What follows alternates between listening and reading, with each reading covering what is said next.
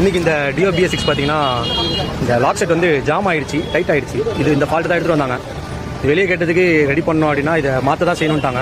மாத்திரம் அப்படின்னா 9000 ரூபா செலவாகுது. ஷோரூம் தான் எடுத்துகிட்டு போனோம். இப்போ நம்ம என்ன பண்ண போகிறோம்னா இந்த வண்டிக்கு வர நார்மல் லாக் செட் மிண்டா தான் போடுறோம். மிண்டா லாக் செட் தான் போடுறோம். நிறைய பேர் சொல்கிறீங்க மிண்டா வந்து லோக்கல்ன்ற மாதிரி. ஷோரூம் போனாலும் மிண்டா தான் உங்களுக்கு சேல் பண்ணுவாங்க. நம்ம மிண்டா லாக் தான் நம்மளும் போட போகிறோம்.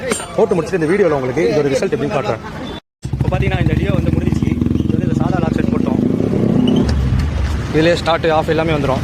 இதிலே சீட் லாக்கு, பெட்ரோல் லாக் எல்லாமே வந்துடும். ஆஃபு, சைட் லாக்கு எல்லாமே டோட்டலாக வந்துடும். இதுலேயே நம்ம பயந்து யூஸ் பண்ண தேவையில்லை. இது வந்து என்ன ஃபால்ட் ஆகிடுச்சுன்னா இது வந்து ஸ்டக் ஆகிடுச்சு. இந்த பழைய லாக் செட் வந்து ஸ்டக் ஆகிடுச்சு. இது வந்து நம்ம ஃபால்ட் ஆகிடுச்சு அப்படின்னா எதுவுமே பண்ண முடியாது. லோக்கல் மெக்கானிக் கை வைக்க மாட்டாங்க. அதே மாதிரி நம்ம போட்டிருக்க லாக் செட் பார்த்தீங்கன்னா மிண்டாவோட தான், ஸ்பார்க் மிண்டாவோட தான் போட்டிருக்கோம். இதை லோக்கல் நிறைய பேர் கமெண்ட் பண்ணுறீங்க. இது நீங்கள் ஷோரூமில் வாங்கினாலும் இதே லாக் செட் தான் கொடுப்போம். நீங்கள் ஹோண்டா பாக்ஸ்குள்ளே ஓப்பன் பண்ணி பார்த்தீங்கன்னா மிண்டா லாக் செட் தான் இருக்கும். அதனால் நீங்கள் தைரியமாக வாங்க. இதனாலும் இந்த பைக் கண்டிஷன் எடுத்துவாங்க, நம்ம ரெடி பண்ணி கொடுத்துடலாம்.